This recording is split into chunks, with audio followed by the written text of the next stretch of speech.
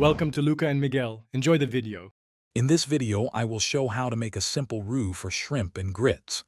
This foundational step is crucial for a rich, flavorful sauce. A roux is essentially a cooked mixture of fat and flour, acting as a thickener and flavor builder.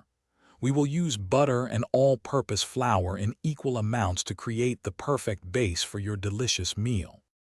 To begin, melt 4 tablespoons of unsalted butter in a heavy-bottomed skillet over medium-low heat. Once the butter is fully melted, whisk in 4 tablespoons of all-purpose flour until a smooth paste forms. Continue to cook this mixture, stirring constantly, for about 2 minutes.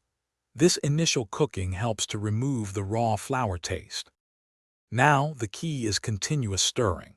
Keep whisking the roux constantly to ensure even cooking and prevent any scorching on the bottom of the pan. You want to cook it until it transforms into a beautiful light golden or peanut butter color. This usually takes about 5 to 7 minutes, developing a nutty aroma and deepening the flavor profile.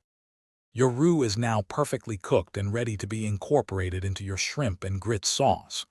Gradually whisk in your chosen liquid, such as chicken broth or milk, a little at a time, to create a smooth, lump-free base.